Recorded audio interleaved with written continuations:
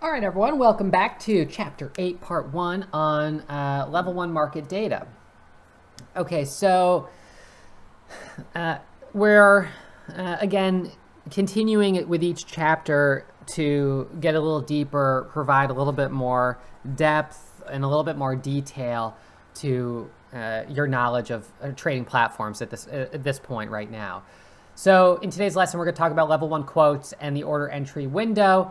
And that's this information right here. So we've already started, I've obviously already been showing you the level 1 and level 2 data, but you've certainly been lacking I guess I would say the full context of what all of it means. So, this is again one of those areas where, as part of sort of hands-on learning, you get to watch me sort of using it, you get to listen to me talk about it a little bit, and then we sort of come back and start to clarify some of the more nitty-gritty details of what all of this is. And that's, I think, the best way to learn it, rather than to try to go through kind of every little nitty-gritty detail on our first round, because then it's very slow moving and we don't, you might kind of get overwhelmed a little too soon. And as we continue into the pro classes, we're going to provide additional layers of knowledge on top of what you've already learned. So this is very much the process of building a foundation, a strong foundation in understanding the financial markets, in understanding trading,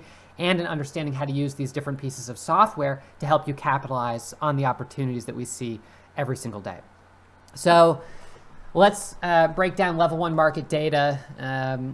When we get into level 2, that's when we start to get into some of the more complex stuff. Well, I mean, it's all, I suppose, complex relatively in different ways, but level 2 and reading level 2 is definitely a challenging one at first. So let's get through this first. Okay, so we've got our, and I'll hide my video here just so you can see the whole screen. So level 1 market quotes tell us the current price of the stock. And you may have already been a little confused about the fact that stocks are always showing two prices, the bid and the ask. So starting at the top row, what we have is the stock symbol, which can be anywhere from 1 to 5 characters long, and most are between 1 and 4. So F for Ford, GE for General Electric, AEP for American Electric Power, TSLA for Tesla. Most stocks are between 1 and 4. Occasionally you'll see a 5-character symbol, but that's not as common. So we've got our symbol right here, which in a trading platform, you enter the 3 or 4 characters or whatever number it is, and then you press the enter button, and that will pull up the stock. So GM, General Motors, GE, just G, that's a stock also. I'm not familiar with it. F, FE, FED. I mean, I'm just making up, but you could Ford, actually Ford is a stock, but it's not Ford, which is kind of funny. Anyways, so that's the process of pulling up the stock, and it's the same in Sterling over here. F and then enter, Ford and then enter. Over in TD Ameritrade, again, it's pretty much the same, and I'm only showing you TD Ameritrade just because I know a lot of people use it, and I have accounts there, so I occasionally will be over there. All right, and I minimize my positions window. Let's get that back up. Where is it? There it is. Okay. So that's our first line, or our first, on this row, our first piece of information is the stock symbol. What stock are we talking about? And then here we have the change from the previous close. Now this is important that it's from the previous close. If you look at something like GME today, it's red versus the open, which is why we have a red candle. And does that candle not look like a pretty dramatic inverted hammer, topping tail, or shooting star? It certainly is. It's a very clear reversal indicator. And confirmation, well, at this point, it's already $90 a share off the high. So it's a reversal candle today. Maybe it recovers it, but it's definitely a reversal today. So on a stock like this, the change from the open is actually negative, but the change from the previous day's close is what we're always looking at. So GME versus the previous day's close is still up 7-8%. All right, and in this case here, this stock was up 126%. Now, this information here can often be configured depending on what you want to see. And this is showing the low of day and the high of day, which is somewhat relevant, but I don't know if it's super relevant. And this is showing us the total volume on the day, but it is 16 million shares, so you have to add 3 zeros. That's the same here with this 127 is 127 million shares of volume. And this shows 8%. Now, in this software right here, we actually on the top row also show the exchange, the listing exchange, right? So it's NYSE here, whereas if it was A, it would be American Express or Amex or NASDAQ. So Ford is NASDAQ, RHE, ACY. I can't think of a NYSE stock, proper NYSE, but anyways, it's fine. All right, and then over on Sterling, that same piece of information is actually at the very bottom of the window, right down here, which I showed you earlier. So Q is for NASDAQ, A is for Amex, and N is for the New York Stock Exchange, NYSE. So with that, we have our first row of data. Okay, so let's go now to the next row. The second row of data is our level 1 quote. We have our bid price, which is the highest price buyer. Since this is a buyer, you can sell shares right to that person because they want to buy at that price. So there's someone right here that wants to buy at $2.25. All right, and there's someone here that wants to sell at $2.26. So we have our bid price and we have our ask price. The lowest price seller, and since this is a seller, you can, if you'd like, buy shares directly from that seller right now, as there is someone selling at $2.26. The spread is the difference between the bid and the ask. And in this case, we have a 1 cent spread. In the case of ZVZZT, we have a 2 cent spread. In the case of ACY, we have a 9 cent spread. In the case of GME, we have about a 24 cent spread, but it's jumping around anywhere from 20 to 30 cents.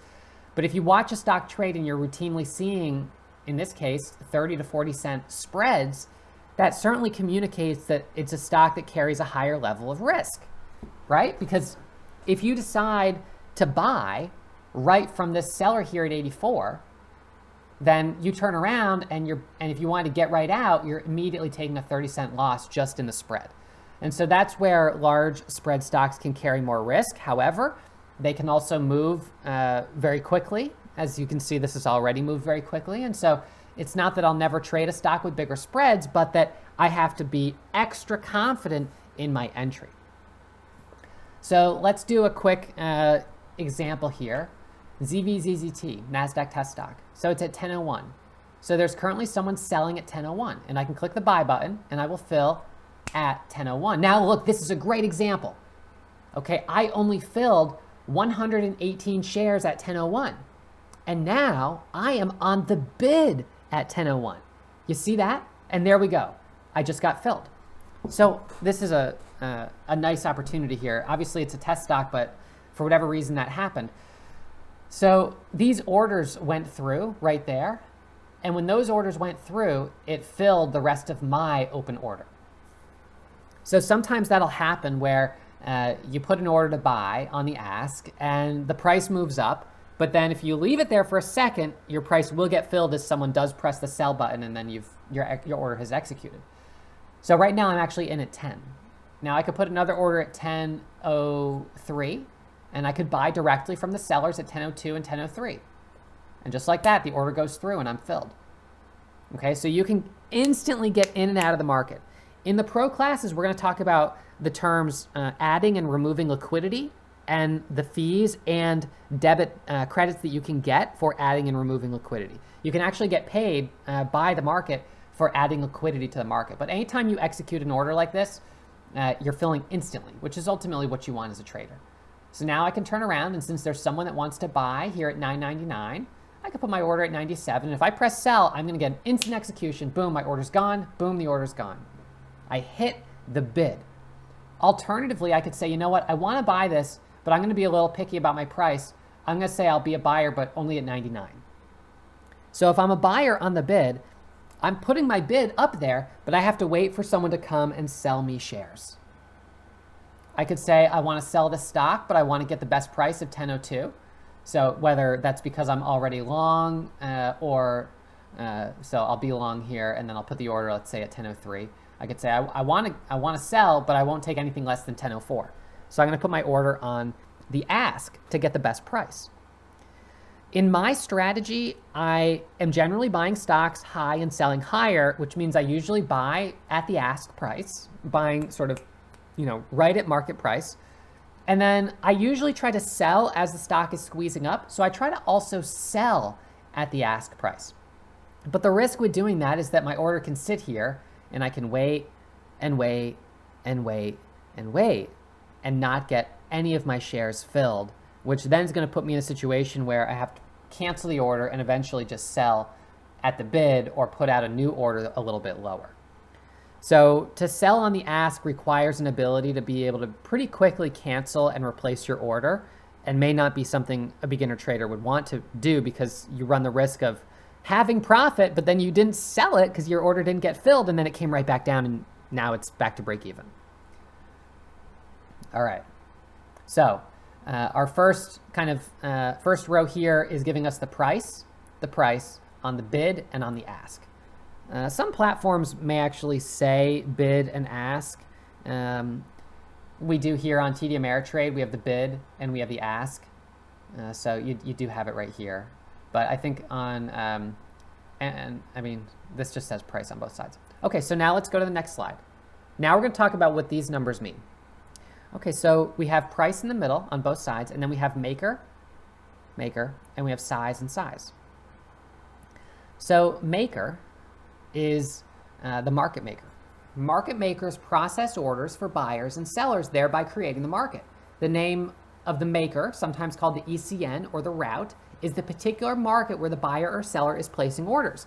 Now, market makers are institutional financial institutions or banks, big hedge fund type, well, not usually hedge, but big banks, big financial institutions. And what they do is they buy and sell, and they're constantly on both sides buying and selling, not really to make a huge profit on the actual position, but by creating liquidity in the market, they get paid for doing that. So they're collecting a fee and a commission. And so they're essentially on both sides, and they're just helping create the market by being on both sides. Now, they do profit from the spread, and they do obviously run algorithms to profit from the trading to a certain extent, but it's not like they're just buying and holding for the big move. They're going to be in at all price levels as they are providing the market. So the name of the maker is going to be listed right here on the left. We have the price in the middle, and then the size is right here, and the size is the number of shares for sale. And I guess I could put my video back up here. So this is always abbreviated just to save space, because obviously there's a limited number of space in most of these platforms, especially when you're consolidating all this data. So we add 2 zeros. So 67 is actually 6,700. 11 is 1,100. Okay, so it's a little annoying at first that you have to get into the habit of learning that. It might even be nice if they just did 6.7 and then put a K there, so you could just even quickly or faster recognize that that's what it is. But anyways, like I've said, some of this software is a little archaic and legacy, but even the newer software here is functioning in the same way. So it's just the way it sort of is. All right, so when we pull up a stock right here, you can see that we've got NASDAQ as the maker with 500 shares buying at the offer at $9.99. We have NASDAQ also on the ask at 10.02. So as a market maker, they're on both sides of the spread of the market. They're a buyer and a seller at the same time.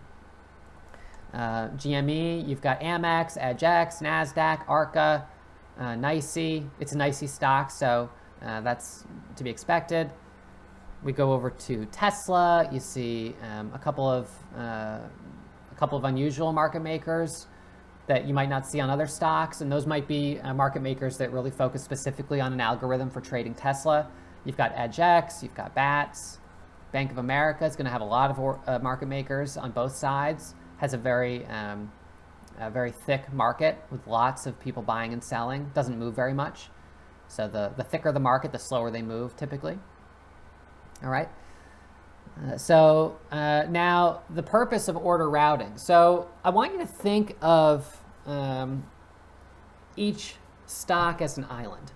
Now initially, in the older days, there was a place on the exchange floor, kind of like a little like information booth, where different stocks would trade, and you would have to go to that booth to buy and sell.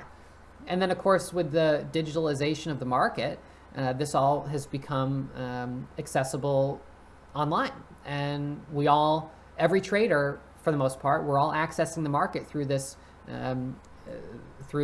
one place. Now, as I say that, it's true that there are what we call dark pools of liquidity, and those dark pools of liquidity are transactions that are taking place that are not really on or at the island, and those are usually done by institutions and market makers themselves. So, but we get into that more in the pro classes, and for the purposes of the starter, let's just stick with this analogy that the market is an island. To get to the island, you need a bridge, or you want to take a ferry, whatever. You need a way to get to the island.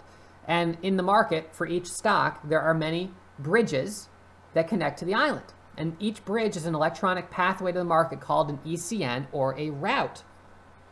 Like bridges, some are free, and some charge a toll. Express lane, which are the fast routes that I use, charge a small fee. Now the fee is usually 0.002, which means it's 0.2 of 1 penny for every trade I take. So for 1,000 shares, 0.2 of 1 penny for every share would actually equal $2. So it does add up, but it's relatively, in my opinion, small versus the benefit of the faster execution. Usually the free routes, such as smart routing and things like that, are a little slower. They route their order in a way that's to the advantage of the firm, usually that's offering that smart routing, and not necessarily to your best advantage. I mean, I think they have an obligation to do what's best for you, but side-by-side comparisons will always show direct routing is faster. So again, we'll discuss order routing, dark pools, ECN fees, ECN rebates, etc. as we get into the pro curriculum. But for the sake right now of the starter, just think that we have this island, and then each of these routes are a different pathway to the island. And for the most part, whether you're using NASDAQ, BATS, EDGX, any of these are going to be equally fast. I don't think that there's anyone that currently, has a regular practice of timing to see which one's faster at any given day or month. Generally, they're all quick, and they're all going to be faster than trading with a smart route, which is just going to be slower to route your order to the market. So when we're setting up our order and we're using the order entry window, we obviously have the opportunity to select which route we would like to use. And it would, of course, make sense for us to try to utilize one of the faster routes. So a market maker versus an ECN. A true market maker is a financial institution that owns shares of the stock and provides liquidity to the market by sitting on both the bid and the ask. They buy and sell shares across the market, across the spread to turn a profit. And the spread that they essentially create is their compensation for the risk of holding the stock. And they will use algo trading to generate the profits. An ECN can simply be an electronic pathway to the market that will then reroute your order to a market maker. So even routing through NASDAQ, Amex, and NYSE, those are ECNs. They're sending your order right to the market. So I like to use NASDAQ. It's one of my preferred routes. Amex and NYSE you could use and would make sense on Amex or NYSE stock, but I prefer to trade on NASDAQ stocks. So this is our order entry window, and now we're going to break down really the whole thing. All right. So starting at the top, we've got our 1 through 4 character symbol that link to the company, right? You may have an account number in your order entry window, but some platforms like mine don't give you the account number in here or the ability to choose an account. It's just assumed that this is obviously your account. You've got your shares, which are the number of shares that you want to buy or sell. You have the exchange, which is the route you want to use to send to the market, which is down here or right here. You obviously have a buy button and you have a sell button. And with some platforms, you'll also have a short button and a cover button. Although in truth, the short button is going to have the same exact function as the sell button. and the cover button will have the same exact function as the buy button. So most brokers just have buy and sell, and when you're shorting, you're selling first and buying later. But again, here on Sterling, you do have a short button. Level 1 quotes are just the very top row, as you know, right here. Just the top row is your level 1. It's your first depth of the market. It's the current best buyer and the current lowest price seller. Down at the bottom, we have ETB, and then we also have the listing exchange for the stocks. So in this case, Q, but then we also have N and A for NASDAQ and Amex stocks. So let's take it another step further and look at level 2 market data. All right, so level 1 is the first depth of the market right to here. That's level 1 data. That's all you see. So what you're seeing is the current best and highest buyer and the lowest seller. That's all you see on level 1 data. And believe it or not, there are people that trade on their iPhones using just level 1 data. They don't even look at level 2 data. And there are also traders and even members of the 100K Club that will day trade without using level 2 data because they're primarily using charts for their analysis. But the type of stocks that I focus on, the type of stocks that I trade, which as you know are very fast moving and very volatile, which is great for growing small accounts, do require reading level 2. For the most part. There could be some exceptions to that by focusing on the 5-minute time frame, and we'll talk a little bit about that when we get into the quiz before going to the pro classes, but generally speaking, level 2 is going to be, it's only going to help you, I think, to learn how to read it.